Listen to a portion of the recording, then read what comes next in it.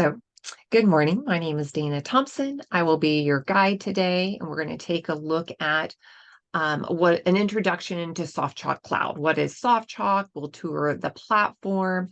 I'll even author a lesson. So, as you're creating content, you could ask yourself, why? What is Softchalk? Well, it's a content authoring platform. It's one that will provide you the tools to make a presentation engaging, and one that will increase learning. Because as you create activities and engage your learners, you're moving from a knowledge to analyze to even move content into a long-term memory connection. So, and as long as the students have access to the internet, they can connect to your content. So, sit back and relax as I guide you through today's journey. So, first of all, we're going to take a look at what does a Softchalk lesson look like? So this right here is an overview page. You can decide whether you would like it to be present in your lesson or not. And it's great for synchronous or asynchronous learning. You can have like an introduction to the content. You can give reminders. On this overview page, it's your decision as the instructor. Then click to begin, and it jumps right inside the lesson. The lesson that you're looking at right now, this is called a classic view.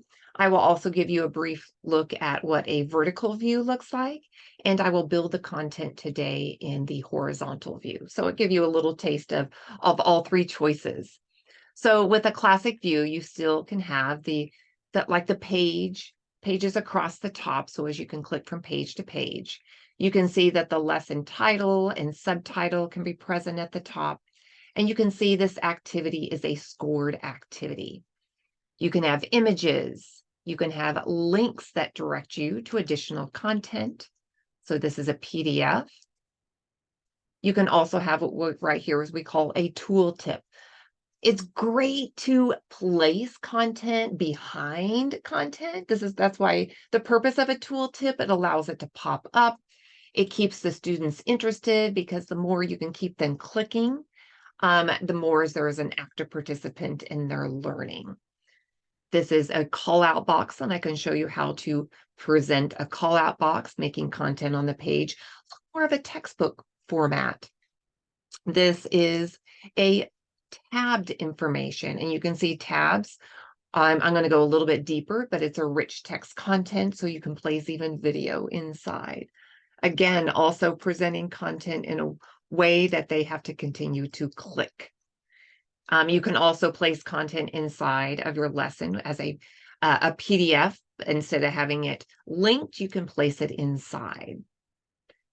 This is a way to open up content or an activity as a link that they need to open.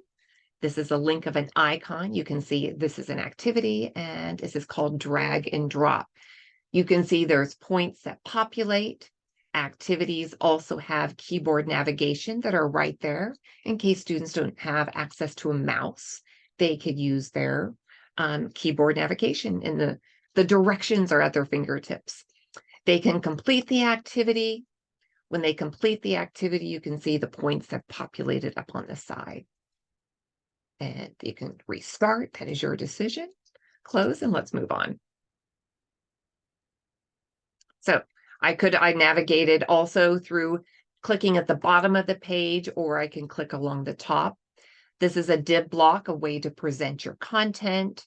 I'll show you how to place video inside. This is it's a quote, but it's a way of presenting it to make something stand out, and I can show you how to do that. This is a div block with a call out box inside of it. Again, another way to present for design. This has a square around these types of questions. This is called a quiz group. So a quiz group can be placed or created. If you have a quiz group, though, you'll need to go through each question, respond before checking your answers. I'm going to go through very quickly. And then you can see you can check your answers. Now, these answers, the responses that the students receive, this is the default, just to say, right, good job. But you can add additional content. It's very specific for each question. You can retry, but you can see the points automatically are populating up at the top. And you can keep going. You can place in audio, you can place in widgets. Here is another way of presenting on a div block. And this is a type of lesson. This is flashcards, another activity. I will show you how to create flashcards or some activity and how to save them separate from the lesson. This is a presentation activity. And of course, another way of presenting the content. But this right here, click here to open so you can have clickable content that opens up activities as well. And then placing it in order, an ordering activity, which I can share that with you today. And check, close, and you can see the points are automatically populating. So this right here is a classic view. Here is another lesson, and this is in a vertical view. The vertical view has the like the top of the toolbar up here at the side, the table of contents, and then the footer. But one thing also that's great, you can toggle that information off. And then the only thing present, so you can give that as directions, is the content itself. What you will notice about our content, it is very responsive. So as I make this smaller, you can see how it populates for the students and how everything responds very well. Okay, so that was a classic view. This is a vertical view. And now let's jump inside our platform. And as I said, I will present today and create content inside a horizontal view. So this right here is our platform page. Inside our platform page, you will visit most frequently. Right now, I'm scrolling over my content. And you know what? I'm going to make this slightly smaller or larger, not smaller for you. So over my content, we will visit most frequently learning objects, lessons, and files. So what are learning objects? Learning objects are those activities like the slideshow, the drag and drop activity, the ordering activity that I presented to you. These can be saved separately from a lesson, and you can store them and then place them in another lesson, or you can use it as a base so you don't have to recreate the wheel. Maybe at the end of chapter 1, they've learned 5 of the sequencing. At the end of chapter 2, they now have 6. So you can take the first lesson or the first learning objects, place it inside your second lesson, and only have to build upon and not start from scratch. I will show you how to do that today. I'm going back to my content, go down, and now I'm going to look at files. Files is where you can save images, MP3, docs, MP4, PDFs, zip drives. You can save it inside what we call our Softchalk Cloud repository. And inside the repository, you can create file system of storing your content. You can very easily, over to the left, upload the content. So you can upload a file. You would then choose a file. You would locate what you want to upload. Let's say if I just have images, I can select an image. It'll say that I have selected and click upload. Now I've just placed this inside my files section. I can see the file populate right here. I could then place it into folders. The one great thing that's awesome about placing content you would like to use over and over again, place it inside of your file repository. This links those images, those PDFs, and the content inside of here as a URL. This will then keep your lesson size a little bit smaller. It will also allow when the students open up their lesson, it will open up quicker because it's all linked to your repository. Okay, I'm going to go back to, by clicking the icon up here at the top. I'm now back to my platform page. I'm scrolling over my content, and I'm going to click on lessons. If there's questions, Jesse, please feel free just to, speak up, say something out loud. You can even place it in the chat, and then I'll know to pause for a moment. So We're now inside of my lessons area. Inside lessons, you'll see you can have folders. You'll see over to the left, there's actions. You can create lessons. You can upload a lesson, and you can create a folder. We're going to start with creating a folder. It's very simple. Click Create Folder. We're going to give it a name.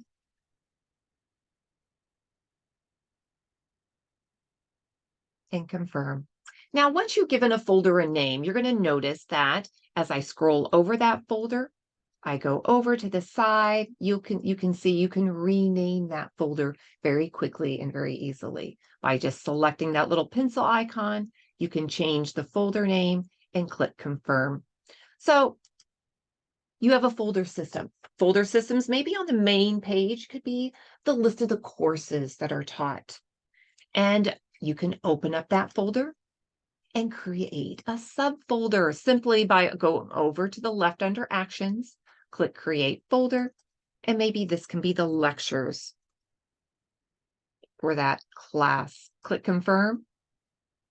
You can even open that. Create another folder inside of your lectures. Maybe this is going to be the activities for the lecture. You can name them inside the activities. Maybe you're going to have create a folder. Maybe it's going to be weekly checks.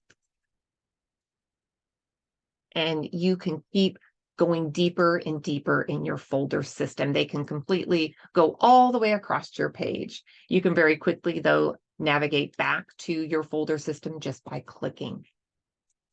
So inside of learning objects, lessons, and inside of files, you can share your content with other individuals.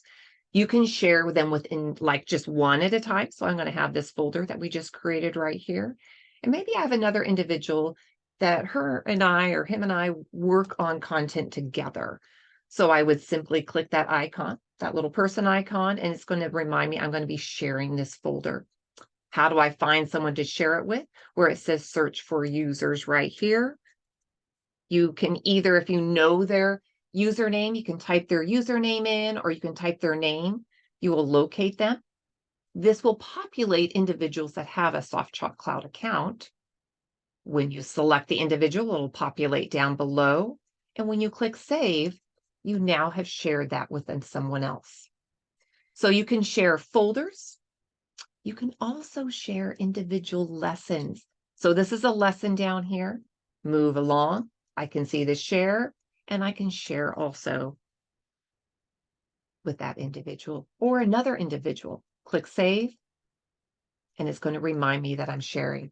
So you can share very quickly with one other person. But what if you have a team of individuals and you don't want to have to be typing in, 10 people into a sharing each individual lesson or each individual folder? You can have a group, create a group. So I'm going to go up here to the toolbar. I'm going to scroll over, and now I'm clicking on, you can see I'm under account. And I'm going to go down. I'm going to go over to groups. So I'm going to click on groups. This is where I manage my groups. To create a new group, you would simply click the plus sign. I have a group that I've started here, and maybe it's the biology team. So how did I do that? You can simply, again, you will search for the individual up here at the top.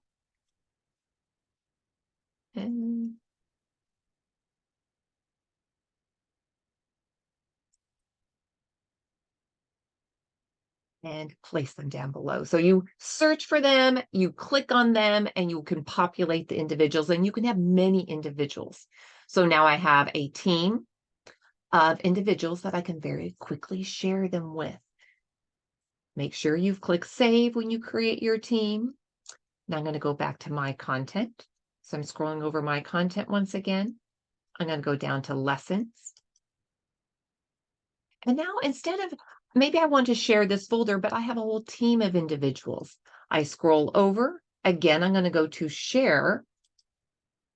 This up here at the top now populates. It's what you saw before, but now you're going to look at sharing it with existing groups.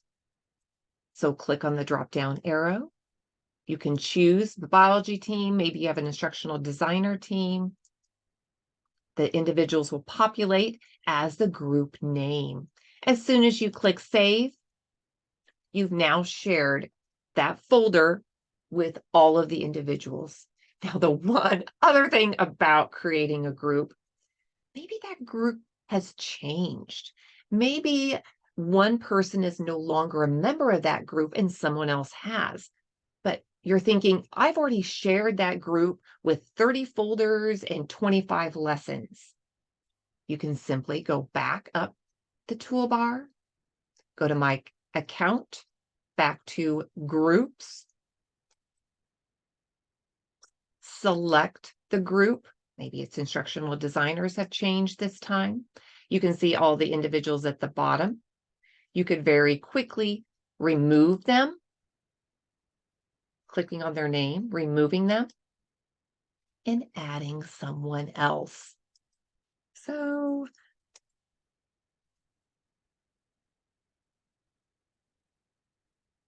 selecting them, click save, and now you very quickly taken someone else away from the group and added the new individual as soon as you click save.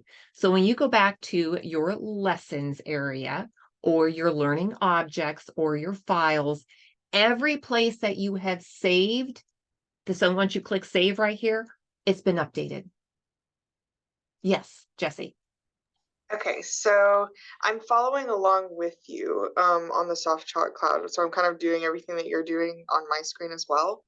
Okay. Um, so I went to go do like create a group. I was gonna name it instructional designers just like that and add my team members, Yes. Edgar and Chandra, they're our other two instructional designers here. Uh, But so when I type them in, there's no results for their users. So is that just because they haven't logged into Softchalk or? Yeah, so if they have not created their Softchalk Cloud account, they will not populate. So make sure the confirmation, have they created their account? And I'm going to send you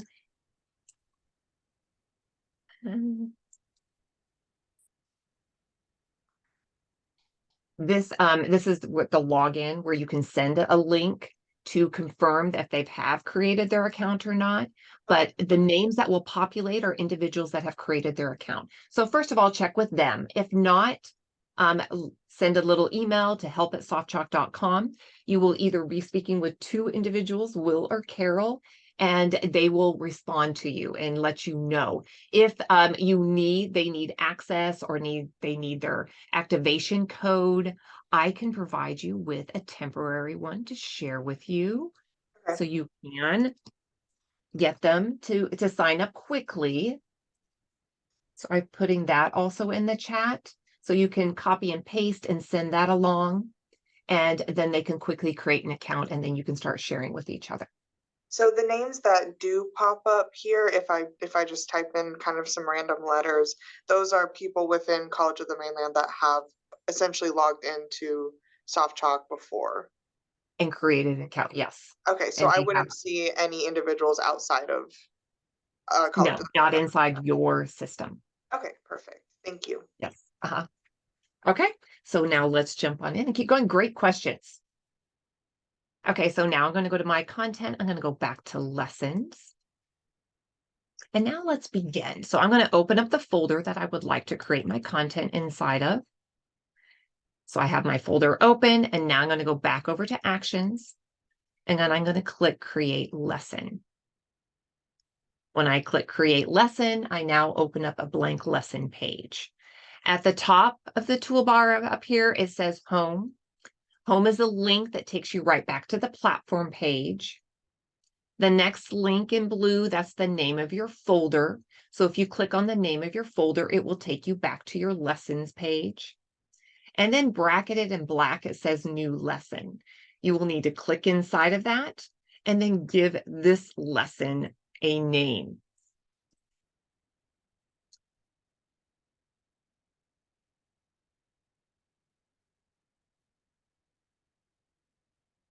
And then click down below. Now you will have two types of toolbars, a bottom and a top, so I'll be referring back and forth to them today.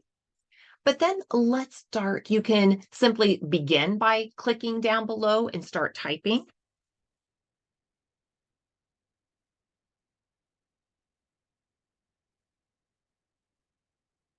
Or what I'm going to do is I'm going to copy some content. And so this is just something I have in a Word document. So this is content on a Word document. You can copy content from a text file. And just let's say you have something already. So I'm just making a copy of it. So I'm highlighting it all, Control Cing it, and then placing my cursor over here, and then Control V. So I'm just pasting, and you'll see it will upload the content. And you'll see all my content is very quickly on my page. And I want to make sure. And now, simply at the top, you will notice that you have a save. If you click that save icon at the top of the toolbar, it simply saves inside your editing and it allows you to continue to work. To the very right of that is save and preview. So if you click save and preview, then you will get the vision of what the students would see very quickly. You can see the content is ready to go. I've copied and pasted. You see I have a little bit of a wording. I have even a table on here. I have even an image that copied and pasted very quickly. So that opened up in a new tab. I'm going to go back to my original tab, which is my editing field. I always suggest as soon as you have the content placed inside of here is to begin by creating page breaks. So I'm going to move down. I'm going to locate. I want a page break right here above award-winning writers. I'm going to go up to my toolbar right above the numbered. You'll see that I'm scrolling over an icon that says page break. I click on it and very quickly a page break appears. So you can see how quickly place your cursor, scroll up to page break, and how quickly it appears. So there's what if you do not have the space? So you can go through and yes, you can add the space, but you can also, if you don't have that, I'm going to add content here. Probably not a great example. You can simply just double click to add. You could be at the end of a line. So you could be at the end of the line, click page break, and the page break will happen at the end. Now I don't want my page break there, so you could click the undo. You can see how quickly that is up at the top. And maybe I accidentally clicked. And there you go. So you can see how quickly and easily that you can place page breaks in. You can use the undo of something that happens right away and move things around. So I have page breaks very quickly. And what does that look like when I click save and preview? Is what you'll see, it automatically creates a table of contents. So when it's dividing your content, because you want that divided into feasible sections for the students to work through the content. Okay, going to jump back into my lesson now. So once you have page breaks, I usually then suggest having headings, because if a student is using a screen reader for accessibility, headings are announced. And they're always we start with the very top because they're announced at the top of the page. So I place my cursor somewhere on where I want the heading, move up to where it says normal. When I scroll over that, it says paragraph format. I click on that, and you always start with heading 1. This is a designer heading 1. And so that's what the designer bar looks like. You'll also notice the color, and every Softchalk lesson defaults to this color, which is called cobalt blue. Let's simply go to the next at the top of the next page and create that headings. You can also see, you could, instead of choosing designer, there's just a regular heading, and you'll see the notice. Same color, but not a bar. So that's the difference between using a bar and having a bar or not, but it still populates that heading. Okay, so now that we have headings, I'm going to save and preview once again, because headings automatically populate inside your table of contents for accessibility. they're automatically right there for as a clickable link to go to that page. Okay, we can go back inside of our lesson. So now that we have a little bit of, we have headings, we have page breaks, let's take a look at this image. I want the wording to wrap around it a little bit more. So even though the image was copied and pasted, I'm going to double click on that and I'm going to jump inside of my image and I'm going to set the alignment. The alignment allows it to start to, or maybe I'm going to move it. Maybe I'm going to move it from the left to the right so I can wrap my wording around it. I can even change the width and the height. And this is in pixels. I can lock it so that the width and the height stay in proportions of the original image. If alternative text, if it's not there, it automatically populates from what it was originally saved, the alternative text. But that's what's read by screen readers. And you can see that that is a required. And you can see how it populates. Fun little features about the image. I just clicked OK. As you can see, you have additional tabs of adding a border with width and color around. And you can even change or increase the margins. So because I put it on the right-hand side, I'll increase that margin. You can see top, bottom, or right or left. The border width, put something bright around it. This is in pixels. When you click inside, the color allows you to choose that, a color to be placed around your image. You click OK.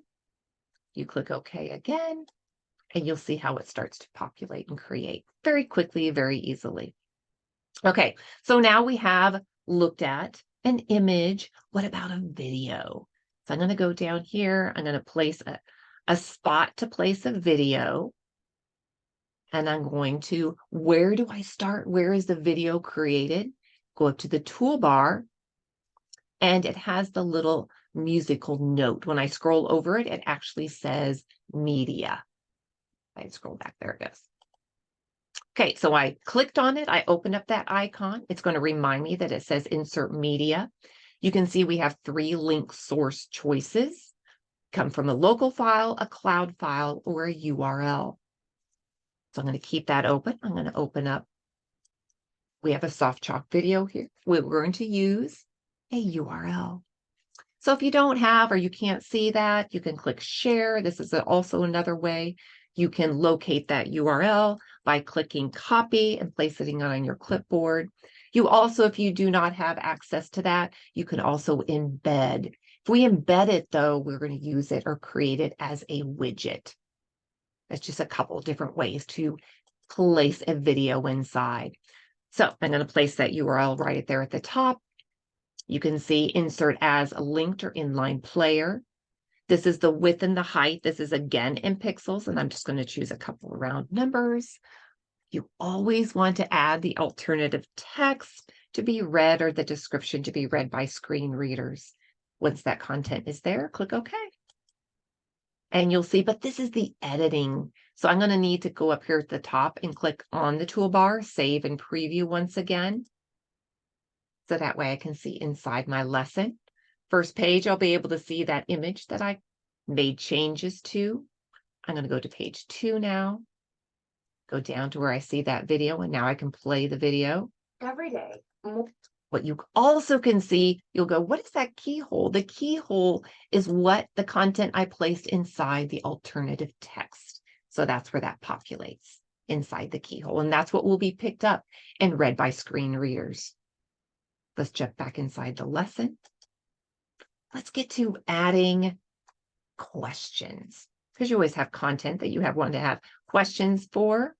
I'm going to place my cursor right here inside my lesson.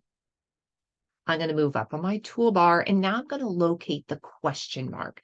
Now I displayed a 2 question mark because that is a quiz group inside the lesson that you previewed at the beginning. We're just going to create 1 question right now, and so that is with the 1 question mark. So click on the 1 question mark. You can see all the different choices that walk you. I'll show you step by step how to create one. Let's choose a true and false. You'll see that the first thing they're going to ask for is the question or the statement. When I place that inside, you can type, you can copy paste. You will notice that the toolbar that is frequently used inside and creating your lesson populates. This is called a rich text editing format. So it allows you to create or design your content. Now, some of the toolbar features populate very quickly, but you'll notice if you right-click inside of rich text, you will get the additional features of the toolbar to populate for creating. You can then, below that, you'll have to give it the answer. Points automatically populates as 10, but you can change that. You can even allow them to retry. So once that first tab, the question tab, is done, you'll move to the feedback tab. Now, I told you earlier when I first was displaying that quiz group that it has automatic responses, but it also allows you to design the responses. So what if you would like to provide a hint? You can provide a hint inside there. What do you see? This is a rich text format. So you can design how you would like it to be presented. You can even change, it'll automatically say, "Right, good job."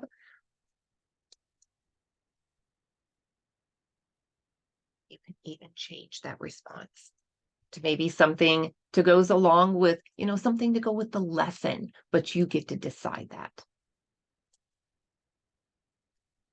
You can even change if it's sorry, incorrect is what it'll say if they get their answer incorrect. I'm going to say try again so they can see that instead. So you can encourage them to keep moving, to try it again, because I remember I had at the question stage, I put allow to retry. Okay, so that's the question, the feedback, what is display, how it will be displayed inside the lesson. You saw earlier pop up from an icon. You also saw pop up from clickable text. I'm now going to display items to embed inside my lesson page. This is an instructor's perspective of how they would like to create their content. They click OK, and then there's a placeholder. So if you save now and preview, what does that look like inside the lesson? So I'm going to jump inside. You'll automatically at the top, you're going to see that there are points now associated with the lesson. Now, if they answer it incorrectly and check their answer, remember, there's that try again. I place content in there for a hint. I'm now going to correct it, check my answer. There it is, with that a little bit of their own feedback from the instructor, and you'll see how the score populates at the top. Okay, so that was adding a question. You could add additional questions in the same format and walking you through step by step. But now, how about let's take a look at some other ways. What I love is, remember that content that popped up? That's called a tool tip. How do you create that? You start by highlighting content inside your lesson. This is great for maybe vocabulary or something to go a little bit deeper, so you don't overwhelm the students by having all this wording on the page. I'm going to highlight quite a bit so it's easy for you to see and follow along. So start by highlighting. Then I'm going to move up to the toolbar, and what I'm locating is the square speech bubble. That square speech bubble will pop up when I roll over it and it says tool tip. I will select that.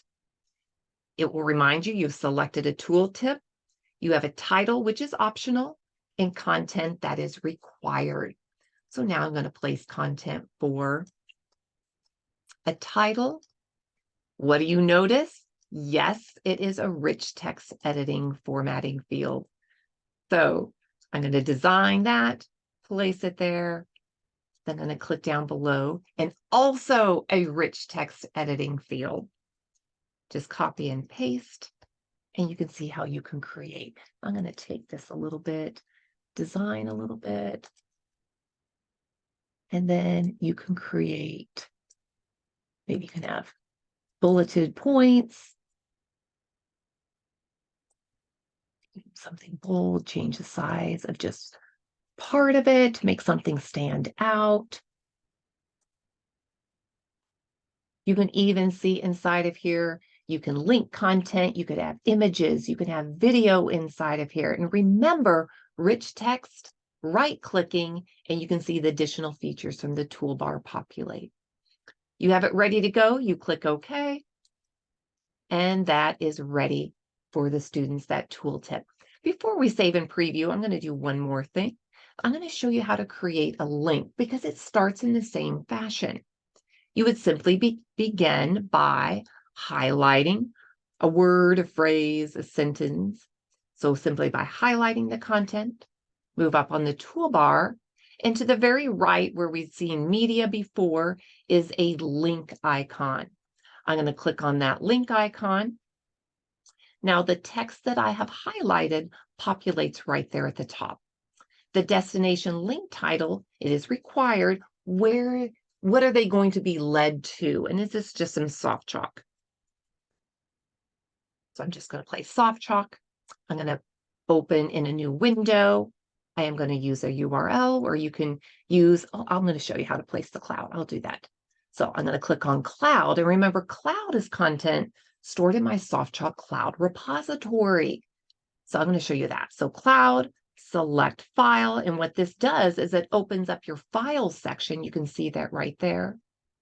I'm going to open up where I have some content for the Softchalk Cloud Guide stored as a PDF. Select that and click OK. I have everything ready to go. I click OK once again. I unclick. Okay, you're going to see the difference now. You'll see a tooltip is bolded, where a links have the color of the lesson and underlined. So now let's save and preview so students will understand that tooltips are bolded, content has that link. And so there is the tooltip, very quickly populates. I can click on it and keep it open. And here is my link. Remember, the link, as you scroll over, it's going to populate or tell them where it's going to lead them to. And here's that guide. So there we go. So that is creating a tooltip and a link. Okay, let's jump on back inside of our lesson.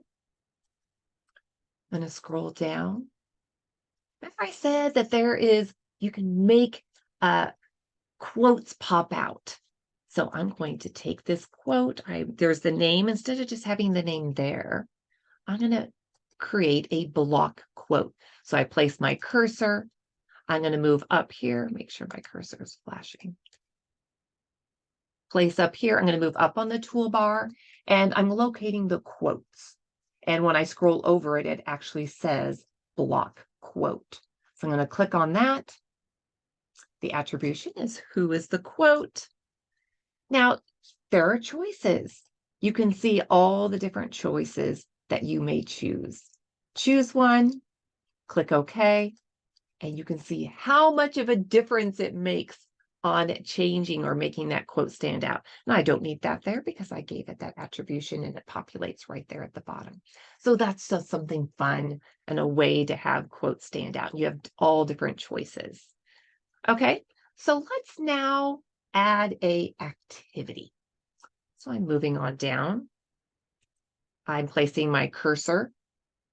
Now I'm going to move up on my toolbar, and I'm going to locate the activity icon, which is a circle with a sideways triangle.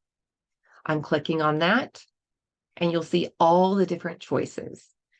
So let's do that ordering activity that I was presenting earlier. I showed you how it looks inside the lesson. I'm going to click on ordering.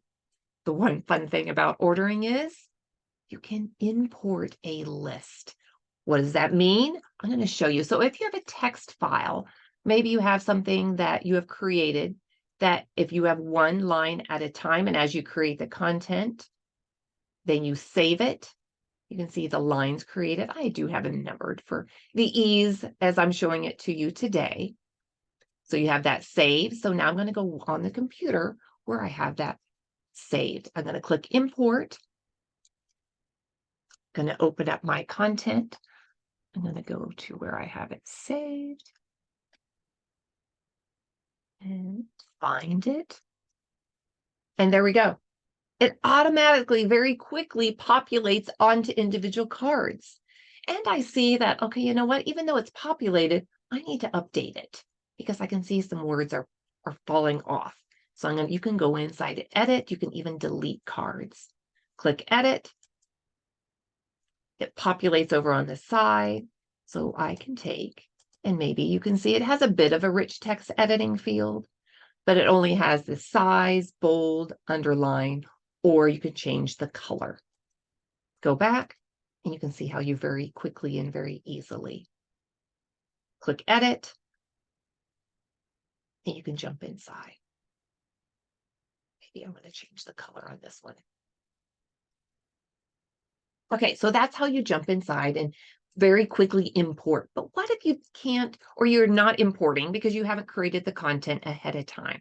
Well, you can begin at the start and clicking on new card.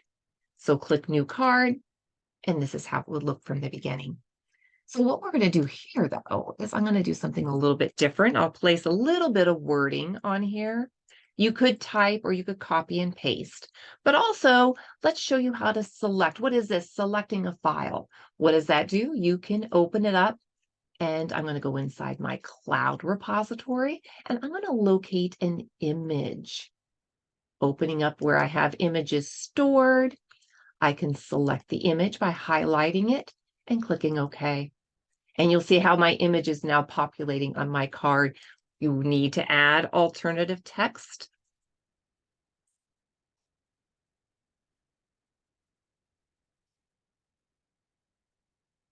Go back, and you've added the next card. Now, this is the order of the cards. If you realize later that, oh, I accidentally placed this card in the wrong order, if you move the cards around and place it in a new order right here, this is now the new order. So if you do create content and realize you're missing something, you can go back, create a card, place it in the new spot, and now it's in the new order. I don't want to move that because I have them placed in my number order for myself. Now, what if you open up an activity? You can visit the question mark. The question mark is a how-to video, and every single activity has this, where you can watch the video on how to create it. You can go back and then start creating. So this allows you to create any of the activities that we have at your fingertips. You can see, you can give points. How many points will they receive for creating or completing this activity? You can allow them to retry, show answers, even sound feedback. I'm turning it all on. Then right here, you're going to want to visit the activity options, and that's that little gear at the top. So click on that. This, you can see how the activity will be displayed. You can decide. The activity title automatically populates with reminding you this is an ordering activity, but you could even add content to that, or you can change it. And then you can add directions, instructions to the students. Go back. But before you're done, I always highly suggest you need to view it by clicking the preview button. It allows you to see the title, the directions. Does it look right to you? You can then make sure that you have all the cards in the correct order so you can work through the activity. Check it. You can even see reminder that yes, every activity has keyboard navigation. You like the activity, it looks good. I'm going to close this, go back inside, and now it's good to click OK. You are done. You're ready to place it inside. But remember, I said that there's a way to save activities inside the repository. You can right click.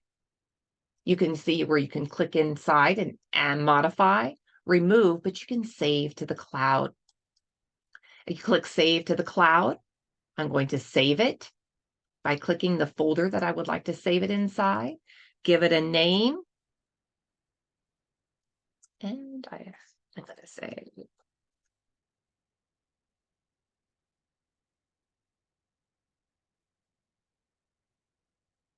give it a name, saving it to the Softchalk Cloud repository. So what does that mean? So I'm going to show you. I'm going to scroll down. I'm going to open, give a little space. And then where do you find content that you save to the Softchalk Cloud repository? I'm going to scroll up to the toolbar and you're going to open up the cloud icon. When you scroll over it, it actually says Learning Objects. When you open it, you can see your learning objects. You can open up what we call the file tree, and here's the activity we just saved to the cloud. So right there you can click on it and create it. I'm going to place just something different for you to see. So this is where you save. You simply select and click OK. And that quickly, something you saved to the repository will populate inside your lesson. But just because you have placed it inside here, you can right-click and you can modify it. What does that mean? You can jump inside the activity. You can decide, okay, this class they haven't got to this vocabulary, they've only gotten to just a few words. So you can change it, you can modify it, even though it's in the repository for the class. So there you go.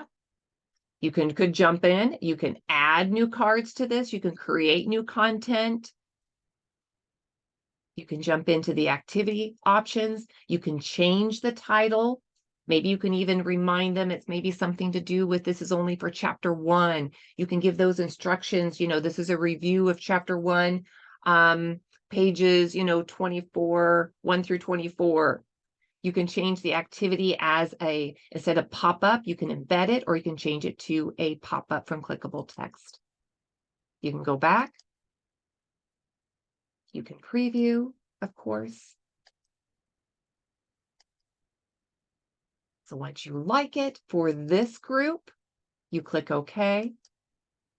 And because you updated and made changes, you could right-click and save it to the cloud. And maybe say that now is just chapter 1.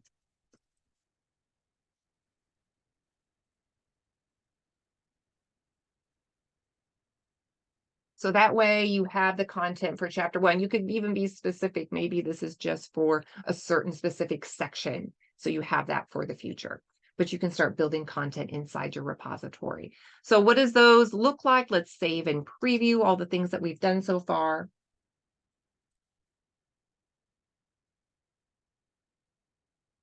We've already gone through this. Creating. Here's that quote that we placed inside the video.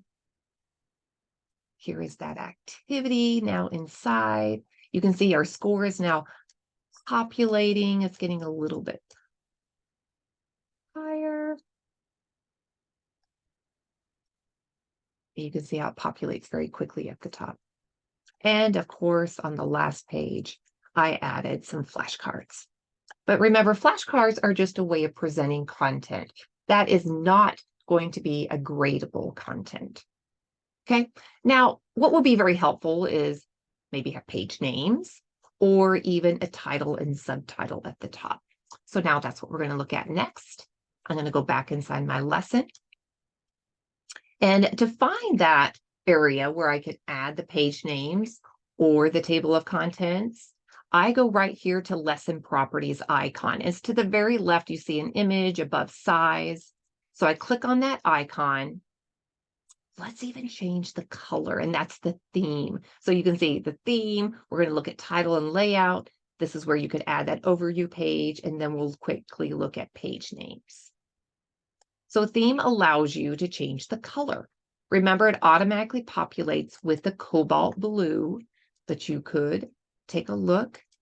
Each one of these colors, I'll let you know that they all are rich text editing, or sorry, they're all compliance with accessibility of color.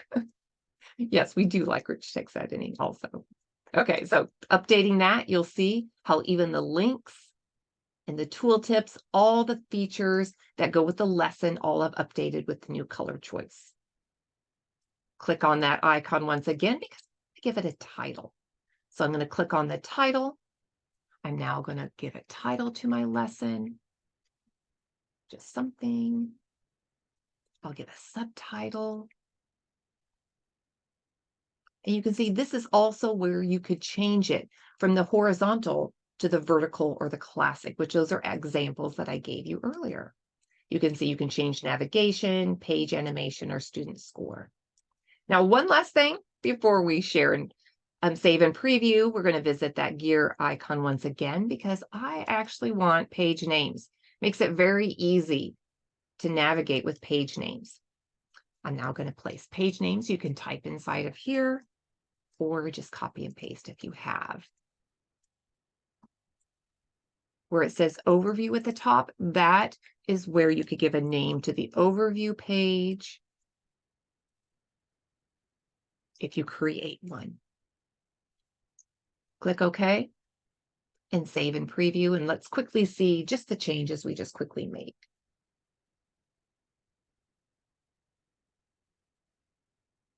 And here that is. You can see the color definitely pops out first. At the top, it has a course and maybe the chapter or what they're talking about. And you can also see the page names populate on the side. Jesse, is there something particular you like to see? I also usually preview content inside of, you have D2L. Yes. What is it that you like to see? Since it's only you and I, you can kind of guide what you want to have done. Yeah, I've been looking through at some of the ones that you covered and you didn't cover, and I think that they all kind of make sense to me. I know that we specifically wanted to try and push this on like our math faculty. So Okay. I see that there's like the math equation feature Yes. there, which is very interesting. I was kind of looking at that one. So we have you see, we have here that's a math equation and the Oh, and chemistry chemistry. formulas. Yes. So those icons, you can even right here, you can store equations that they create and save Okay. them and then be able to place that in. And inside the math equations, you can see all the different formula areas that very quickly can be there for them to use and to populate. So you'll see as they click, they start populating down at the bottom. You can go on. I'm just you can see it populate here. You can also, this little finger right here, which is great. You can see how Oh, what you've typed in so far will populate. okay. And then you can even write content in. Oh, Okay, it's probably awesome. something that's not going to, because I'm not, this is definitely not a correct formula. I think the only question I had was just back on the Softchalk Cloud website itself, where it says create lesson, upload lesson, and create folder. So for the upload lesson, are those like pre-made lessons that you would get from another individual, or how, like, what is the format of uploading a lesson? Okay. So if you have content, because we understand that your content has a specific storage amount. And because of that, maybe you've been using Softchalk Cloud for a very long time and you have a lesson that you want to take off or take out of here and just store in your computer. Okay. So because of that, it's great because you can, if I open it up, it populates in an iframe. And then down here, you will be able to see you have lesson actions, which means you can download the lesson. Okay. And when you download the lesson, it creates it, you save it on your computer. And then when needed, you can, if come down, a couple years down the road, you go, wait a second, I really want to start with a lesson that I had created that I now have saved on my computer. Then you could go back and you can upload that lesson and it will populate again inside of here. So Okay. it is a way for you to save your content from year to year and store it and be able to free up some space on your computer, Okay. Perfect. which is great. And maybe you even want to pass it to another individual so they can upload the content that they wish instead of sharing all the folders with them. Does that make sense? Yes. So that's just another easy way. So what you saw when I just quickly opened that in the iframe is also the content of right here. You see when you open up in an iframe, you give the name, the owner, the lesson, and then you have description, subject, and grade levels. And at that down at the bottom, over under lesson actions, you can edit lesson properties. And this is where you can find and where you can add those keywords. You can add a description, because if you're sharing with other individuals, they could open up that content very quickly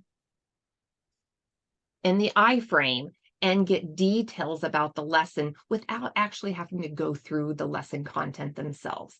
This gives them a preview or an understanding of what's being covered. So that's where each individual could add that properties. If you're sharing, it's something helpful to each other.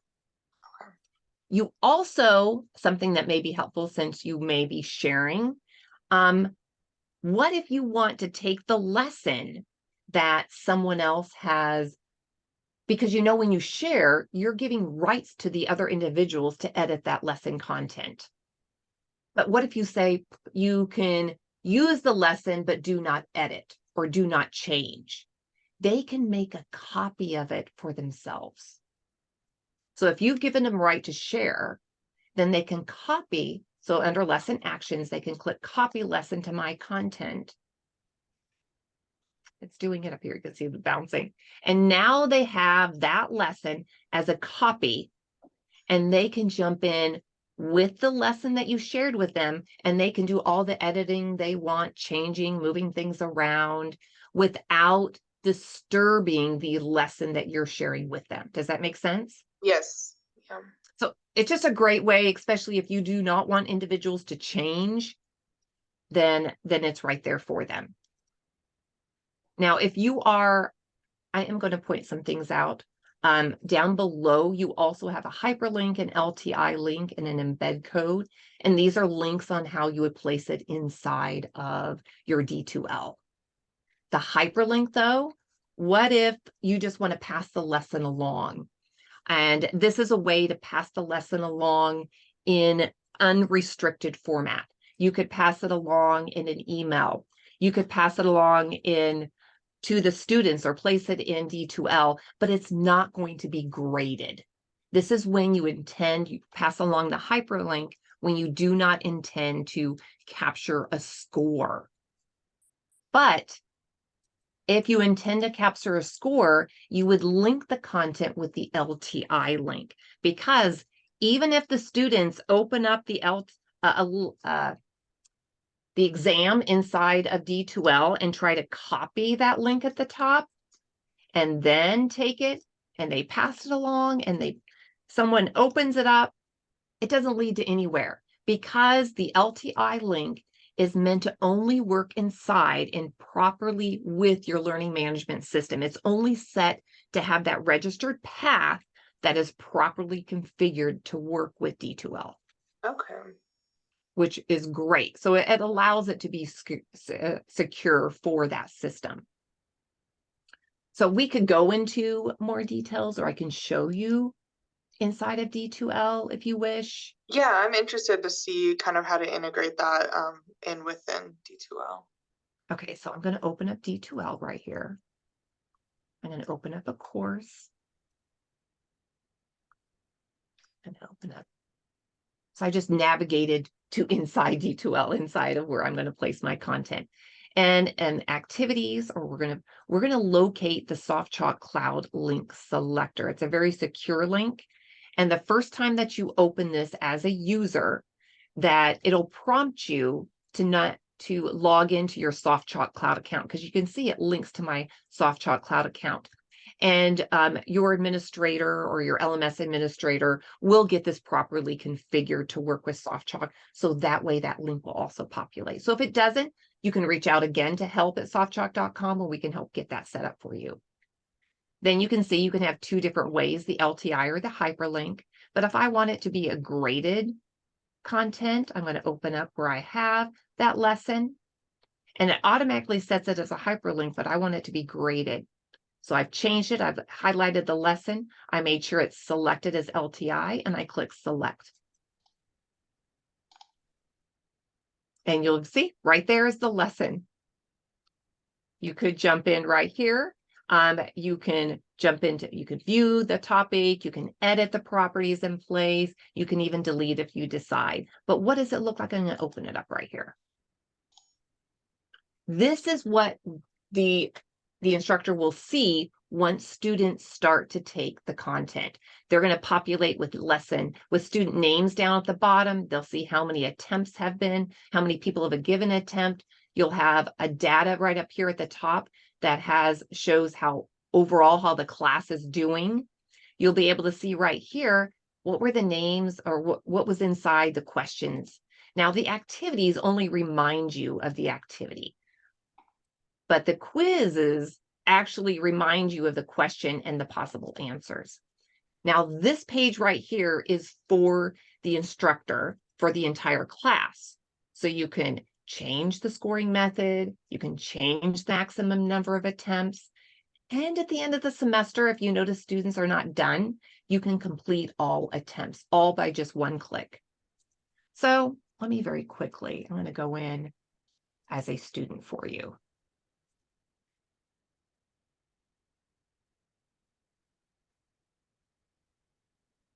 So I'm now logging in as a student. Okay. So what do they see? So there's the lesson. They click on it, and they can see right here. To submit your score, click the finish button on the last page. They click continue, and it reminds them that they have connected to Score Center. Then they can work through their content. Remember, view hints, check answer. You can see how it's connected.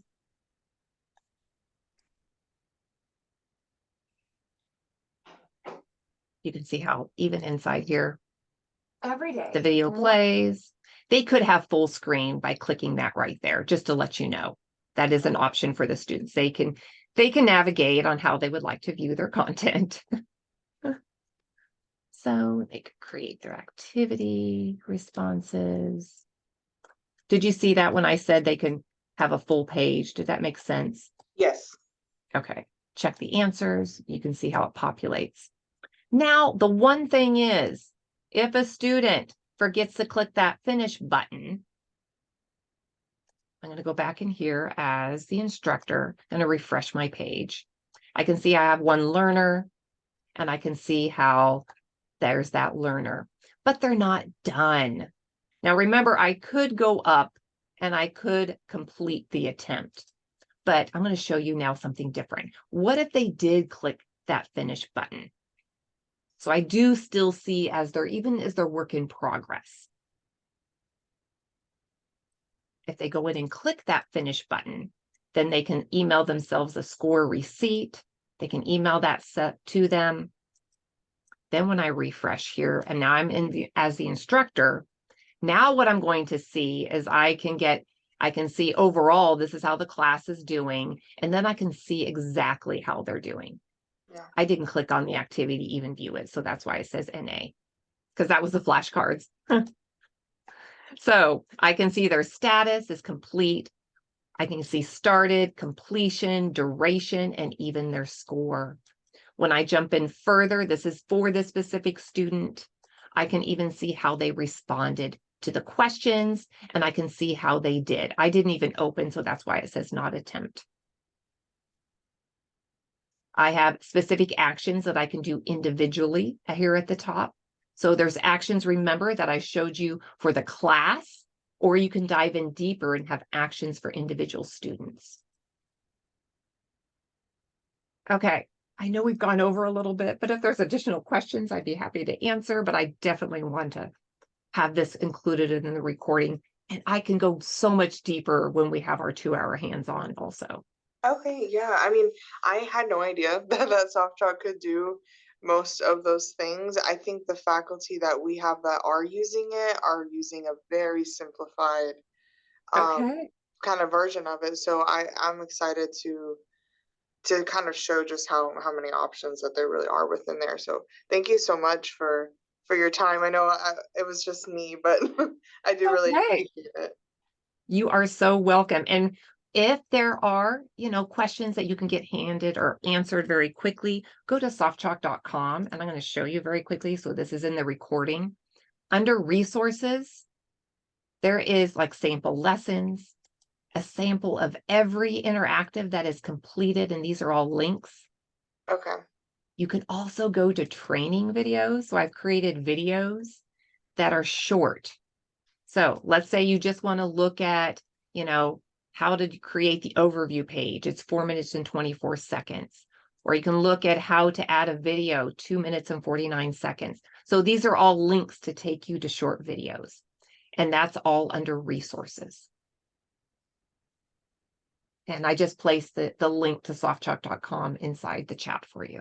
Okay, perfect. Yeah.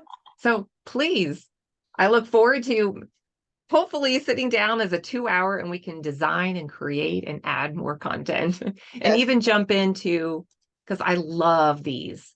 These are a way to design and Yeah. these are a div block. I know our Yeah, time is very short when we complete an overview. yeah, no, I'm really, I mean, even in just the hour, I mean, that was incredibly helpful. So I'm excited Good. to play around with it, and like I said, I was following along with you. I even integrated it into D2L, what I made, I put in there. So Okay, um, you can see how quickly it can be done. So that's yes, wonderful. yes, Yes, and so just yeah, again, thank you so much for your time. you are welcome. Well, have a great rest of your day and we'll make Thank sure to you. send this recording out. Okay, perfect. Thank you. You're welcome. Bye. All right, bye.